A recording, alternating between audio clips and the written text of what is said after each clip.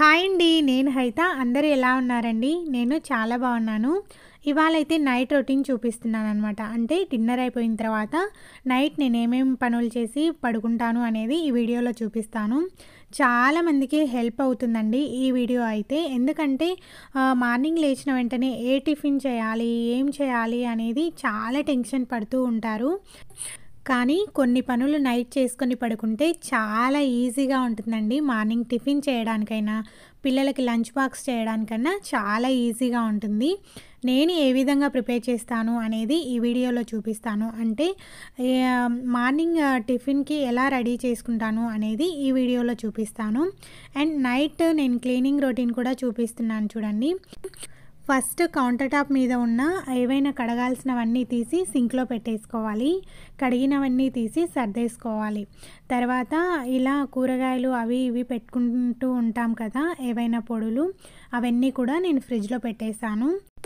నాకు పెళ్ళైన కొత్తలో కొన్ని పనులైతే తెలిసేవి కాదండి. అంటే నాకు డిగ్రీ సెకండ్ ఇయర్‌లో మ్యారేజ్ అయింది. చదువుతున్నప్పుడే మ్యారేజ్ అయిందనమాట నాకి. ఒక్క 1 ఇయర్ అయినా ఉన్నా కానీ అమ్మ దగ్గర నేర్చుకుంటాం కదా! కానీ చదువు, ఇల్లు అదే ప్రపంచం అని తెలిసినప్పటికీ కొత్త ప్రపంచంలోకి వచ్చిన తర్వాత మెయింటెనెన్స్ ఎలా చేసుకోవాలి అనేది కొంచెం తడబాటే కదండీ. నాకైతే రాత్రివి చేసుకున్నవి కూడా ఉదయాన్నే చేసుకోవడం వల్ల చాలా చాలా టెన్షన్ వచ్చేది. ఆ టెన్షన్ నుంచే నేను నేర్చుకున్నాననమాట. కాదు, ఇవి నైటే చేసి పడుకుంటే ఏ టెన్షను ఉండదని అప్పుడు అర్థమైంది. అందుకే రాత్రి చేయవలసిన పనులు రాత్రే చేసుకుంటాను. ఇక్కడైతే మార్నింగ్‌కి దోసపిండి అయితే రెడీ చేసి పెట్టుకున్నాననమాట. మార్నింగ్‌కి దోసపిండి రెడీ అయింది కదా! చట్నీకైతే నేను మార్నింగే ప్రిపేర్ చేస్తాను. ఇవాళ నైట్‌కి అయితే నేను రొట్టె కర్రీ చేశాననమాట. Carrot curry. నేను ఎప్పుడు కూడా ఆఫ్టర్‌నూన్ పప్పు కాస్త ఎక్కువగా చేస్తానండి. అదే నైట్‌కి కూడా ఉంటుంది. ఏదైనా కర్రీ చేసుకోవచ్చు కదా! కర్రీ అండ్ పప్పు 2 కూడా ఉంటాయన్నమాట. ఇక్కడ నేను రొట్టె చేసే బండను మొత్తం క్లీన్ చేస్తున్నాను. ఎప్పుడూ కూడా ఊకే పైపైన అలా క్లీన్ చేసి పెట్టేదాన్ననమాట.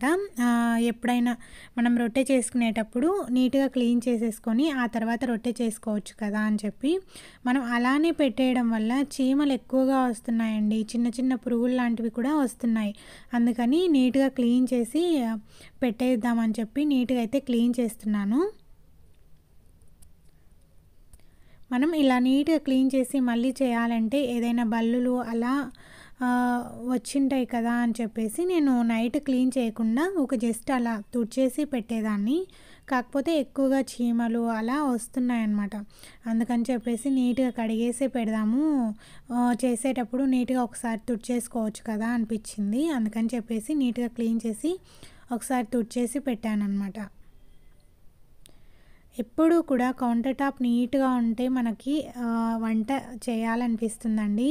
నాకైతే కౌంటర్ టాప్ నీట్‌గా ఉండాలి. ఏ అప్లయెన్సెస్ కూడా పెట్టుకోవాలనిపియదు నాకు. ఒక్క ఎయిర్ ఫ్రైయర్ ఒక్కటి పెట్టుకున్నాననమాట. మొత్తం కూడా సెల్ఫ్స్‌లోనే పెట్టేశాను అన్నిటిని కూడా. ఓపెన్ సెల్ఫ్స్‌లో ఉంటే చాలా చాలా కష్టం అండి. ఎందుకంటే దుమ్ము ఎక్కువగా పడుతుంది. ఎప్పుడూ కూడా క్లీన్ చేసుకోవాల్సొస్తుంది. అదే కబోర్డ్స్ ఉన్నాయనుకోండి, చాలా ఈజీగా ఉంటుంది పని కూడా. ఎప్పుడో ఒకసారి తుడుచుకుంటే సరిపోతుంది. నేను డైలీ కాకపోయినా డే బై డే అయినా కూడా మొత్తం క్లీన్ చేసుకుంటాను. ఇలా ఒక స్ప్రే బాటిల్ తీసుకొని ఇందులో విమ్ జెల్ ఉంటుంది కదా, ఆ విమ్ జెల్ కాస్త వేసుకొని కొంచెం ఉప్పు వేసేసుకొని నీళ్ళైతే పోసుకున్నాననమాట. ఉప్పు ఎందుకు వేసానంటే ఏదైనా చీమలున్నా, పురుగులున్నా ఈ మధ్య ఫ్రూట్ ఫ్లైస్ ఎక్కువగా వస్తున్నాయి కదండీ! అవి కూడా చాలా వరకు తగ్గుతాయన్నమాట. అందుకని చెప్పేసి నేను ఉప్పుతో క్లీన్ చేస్తాను. ఎప్పుడూ కూడా కౌంటర్ టాప్‌ని ఉప్పుతోనే క్లీన్ చేసుకుంటాను. ఈ మధ్య చిన్న చిన్న దోమలు కూడా ఎక్కువయ్యాయి కదా! ఎప్పుడు కిచెన్ దగ్గర సింక్ దగ్గర కానీ, లేదా మనం ఏదైనా డస్ట్ వేసింటాం కదా, ఆ డస్ట్ దగ్గర కానీ ఉంటూ ఉంటాయి. వాటిని ఎన్ని చేసినా కూడా నాకైతే పోలేదండి. ఏ ట్రాప్స్ యూజ్ చేసినా పోలేదు. నాకొచ్చిన ఒక ఐడియాను మీతో షేర్ చేస్తున్నాను. అదేంటంటే దోమల బ్యాట్ ఉంటుంది కదా, ప్రతి ఒక్కరి ఇంట్లో ఉంటుందండి. ఆ దోమల బ్యాట్‌తో కొట్టండి, పోతాయన్నమాట. దోమల బ్యాట్ చాలా బాగా వర్కౌట్ అవుతుంది. మీరు ఒకసారి ట్రై చేయండి. నేనైతే చాలా చాలా ట్రై చేశానండి. ఆ ట్రాప్స్ అని, ఈ ట్రాప్స్ అని బోలెడన్ని పెట్టాను. కానీ ఏది నాకు వర్కౌట్ అవ్వలేదు. కానీ దోమల బ్యాట్‌తో కొట్టడం వల్ల చాలా బాగా వర్కౌట్ అయింది. మీరొకసారి ట్రై చేయండి. ఈ మధ్య గ్లాస్ టాప్ స్టవ్‌లకి చాలా చాలా డిజైన్స్ వచ్చాయి కదా! నేను తీసుకున్నప్పుడు ఇలా ప్లెయిన్‌గా తీసుకుంటే చాలా బావుంటుందని చెప్పి నేనైతే ఇది తీసుకున్నాననమాట. పీజియన్ కంపెనీదండి. ఇది చాలా బావుంది నాకు. దాదాపు 8, 9 ఇయర్స్ అవుతుంది నేను తీసుకొని. మా శ్రీవారు 2 బర్నర్స్ ఉన్న పొయ్యి తీసుకోమని చెప్పారు. కాకపోతే నేను 4 బర్నర్స్ ఉన్న పొయ్యి అయితే తీసుకున్నాననమాట. ఎందుకంటే పని కూడా చాలా తొందరగా అయిపోతుంది. స్టవ్ అయితే ఎప్పుడు తెచ్చుకోము కదండీ! ఎన్ని ఏళ్ళకో ఒక్కసారి మాత్రమే తెచ్చుకుంటూ ఉంటామని చెప్పేసి నేను అప్పుడైతే వినలేదనమాట. కానీ ఒక్కటైతే నాకు ఇబ్బంది అనిపించింది. అదేంటంటే ఏదైనా రెంట్ హౌస్‌లు ఉండాలి అన్నప్పుడు ఒక దగ్గర ప్లాట్‌ఫార్మ్ అనేది చాలా తక్కువగా ఉంటుంది. ఇల్లయితే అంతా ఓకే ఉంటుంది. కానీ కౌంటర్ టాప్‌కొచ్చేసరికి ఇలా ఇబ్బందవుతుందనమాట. అదొక్కటి నేను చాలా సార్లు ఫేస్ చేశాను. ఎప్పుడు నేను రెంట్‌కు హౌస్ తీసుకోవాలన్నా కూడా నా స్టవ్ ఎంతుంది అని చెప్పేసి కొలత వేసుకొని అక్కడ కౌంటర్ టాప్ దగ్గరికి వెళ్ళిన తర్వాత నేను చూసుకునేదాన్ననమాట. అప్పుడు ఇనిపిస్తది ఒక మాట. నేను 2 తీసుకోమంటే నువ్వు 4 తీసుకున్నావు. ఎంత ఇబ్బందయిందో కదా అని. కానీ నాకు గ్లాస్ టాప్ స్టవ్‌లంటే చాలా ఇష్టమండి. అప్పుడైతే నేను 4దే కావాలని పట్టుబట్టి మరీ తీసుకున్నాననమాట. ఈ గ్లాస్ టాప్ స్టవ్‌ల కన్నా స్టీల్‌వి ఉంటాయి కదండీ! అవే కొంచెం రఫ్‌గా యూజ్ చేయాలంటే అవే బెటర్ అనమాట. కొంచెం తక్కువ ఫ్యామిలీ మెంబర్స్ తక్కువ ఉన్నారు అంటే గ్లాస్ టాప్ స్టవ్‌లనైనా తీసుకోవచ్చు. స్టీల్ అయితే ఎలా వాడినా కూడా ఏమవ్వదండి. కానీ గ్లాస్ టాప్ స్టవ్‌ని కొంచెం జాగ్రత్తగా యూజ్ చేయాలి. రీసెంట్‌గా అయితే మా ఫ్రెండ్ వాళ్ళ ఇంట్లో ఒక ఇన్సిడెంట్ జరిగిందండి. అదేంటంటే తను కూడా 2 బర్నర్స్ ఉంటాయి కదా! ఆ గ్యాస్ స్టవ్‌ని యూజ్ చేస్తుందనమాట. అయితే ఒకరోజు ఎక్కువసేపు చుట్టలు కాల్చిందనమాట.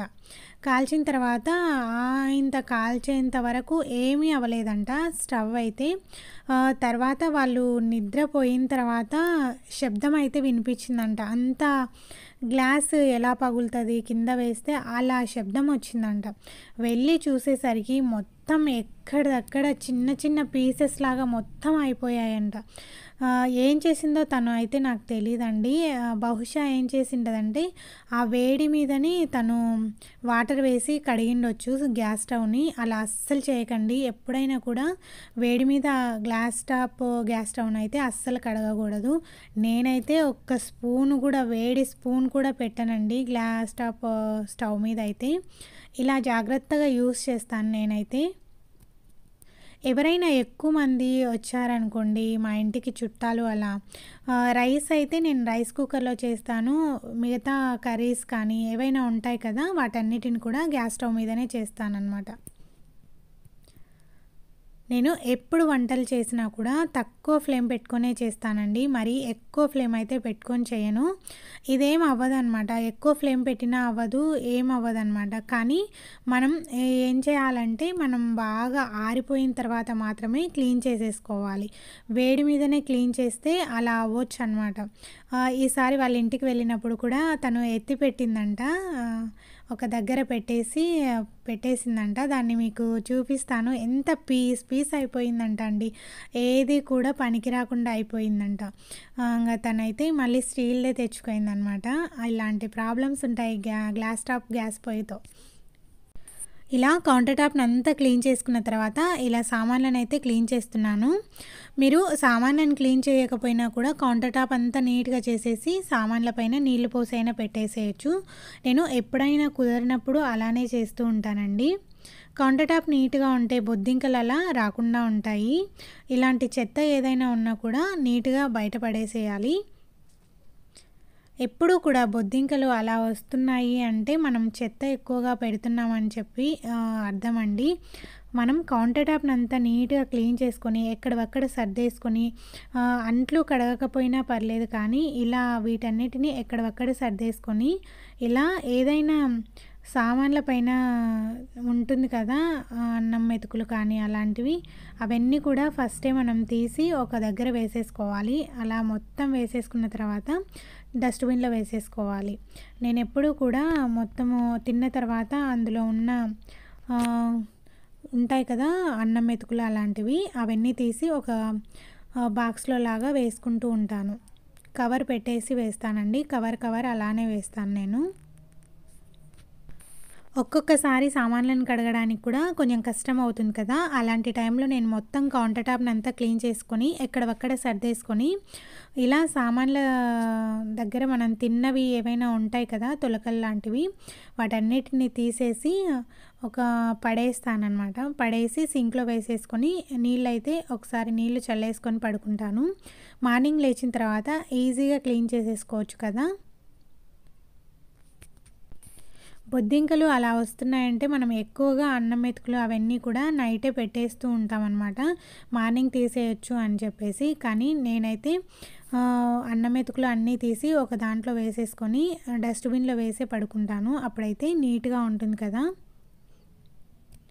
ఇలా మొత్తం సింక్‌ని కూడా క్లీన్ చేసుకున్నాను.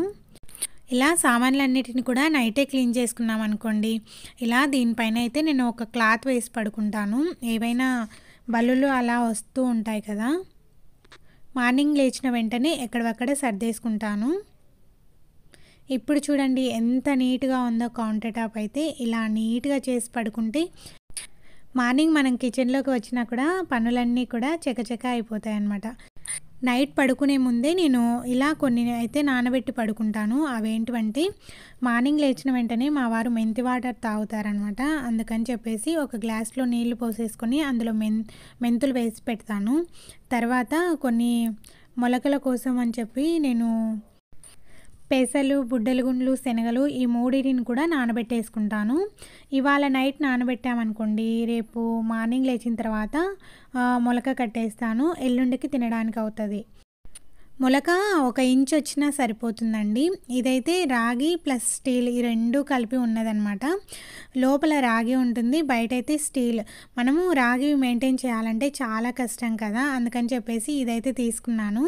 బయట నల్లగా అలా అవ్వకుండా ఉంటుంది కదా! బయట జస్ట్ అలా కడిగేస్తే పోతుందనమాట. కానీ ఇక్కడ రాగి బాటిల్ ఉంది చూడండి, ఇది డైలీ కాదులెండి. ఒక 3 డేస్‌కి అలా ఒక్కసారి క్లీన్ చేస్తాను. అయినా కూడా ఈ వాతావరణం వల్ల ఇలా అవుతూ ఉంటుందన్నమాట. ఇదైతే నన్ను చీమలు చాలా ఎక్కువగా మోసం చేస్తాయండి. నేనైతే ఇందులో బాదం వేసి పెట్టుకున్నాను. కాకపోతే ఇందులో చీమలు ఎప్పుడు పోయాయో, ఎలా పోతున్నాయో కూడా నాకు అర్థం అవ్వలేదు. చాలా వరకు తినేసాయన్నమాట. ఆ తర్వాత చూసుకున్నాను నేను, ఇందులో చీమలు వెళ్ళి తింటున్నాయని చెప్పి. ఇలా కొన్ని వేసి పెడతాను.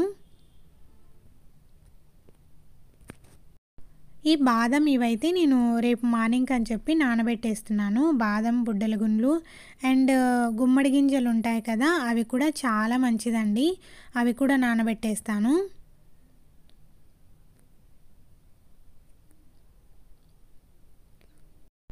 నైట్ పడుకునేటప్పుడే రాగి బాటిల్స్ అన్నీ ఫిల్ చేసి పడుకుంటాను. అంటే ఇందాక మగ్ చూసారు కదా, అది ఇది 2 కూడా ఫిల్ చేసి పడుకుంటాను. మార్నింగ్ లేచిన వెంటనే పడిగడుపున తాగొచ్చు కదా అని చెప్పి. చూడండి చాలా వరకు కొన్ని అయితే బాగా తినేసాయన్నమాట బాదం అన్నీ. తర్వాత ఒక స్పూన్ ఇందులో అయితే మెంతులు వేసి పెట్టేశాను. మెంతులు ఇలానే నమిలేసేయొచ్చండి, కానీ చేదుగా ఉంటాయి కదా అని చెప్పేసి నీళ్ళ వరకు మాత్రమే తాగేస్తారు. మిగిలిన మెంతులు ఉంటాయి కదా, అవి వేస్ట్ చేయకుండా నేను మట్టిలో అయితే వేస్తానన్నమాట. ఇవి పాలున్నాయండి, కొంచెం అవి ఫ్రిడ్జ్లో పెట్టేస్తాను. ఇక్కడ స్పూన్స్ అన్నీ కూడా ఒక ట్రేలో పెట్టేసుకున్నాను. వీటిపైన కూడా ఒక కర్చీఫ్ అయితే పెట్టేస్తాను. ఇదండి ఇవాల్టి వీడియో. మీకు నచ్చిందనే అనుకుంటున్నాను. మీకు నచ్చితే తప్పకుండా సబ్స్క్రైబ్ చేసుకొని ఎలా ఉందో కూడా కామెంట్ చేసి చెప్పండి. Thank you.